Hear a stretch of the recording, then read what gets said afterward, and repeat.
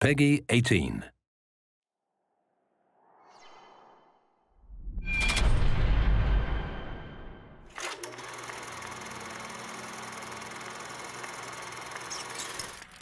When you think about Bioshock Infinite's characters, in Bioshock 1, I think the biggest character in the world was actually the world of Rapture. And I think with Infinite, we're continuing that tradition as well, that there's a lot of narrative told in the world, and very much probably on the same scale as there was with Bioshock 1. But we also saw an opportunity to bring the dynamic element of storytelling to the characters. And our challenge is, of course, is that we don't have a very presentational medium. I mean, you think about storytelling in a lot of games, you're thinking about going to a cutscene or being locked into place, and that's not something we really like to do. And so we created this character and named, two characters, Booker and Elisabeth. One who's a character you inhabit, and the other one is a character that the AI inhabits. Back there at the shop, what you asked me to do. Let's not discuss it. No, what did that thing do to you? If he were to take me back, that's death, Mr. DeWitt.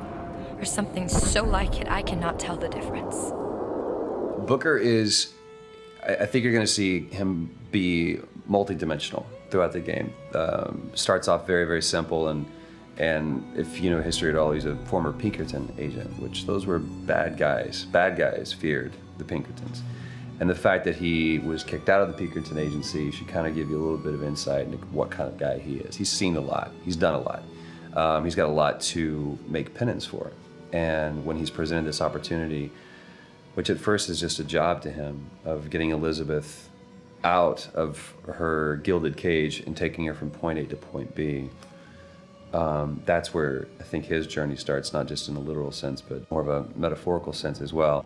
Looks as if some desperate fella called this place home. What does that make us? Liz is interesting because she is really coming of age in this story, and she's figuring out what kind of woman she wants to be, kind of getting out of that little girl thing, which has been, even though she's a little bit older, I think being held captive, I mean, I would assume her whole life, or however long Ken decides, she's been held captive by Songbird. That's kind of halted her growth in terms of defining her independence. So she's figuring that out, and she's very sweet, very compassionate, and also very headstrong, which I like that about her. He's in pain. Not for long. I need you to step back. Wait, there's a tear. See, right here. Elisabeth, it's just an animal. I can control it this time. It is too powerful.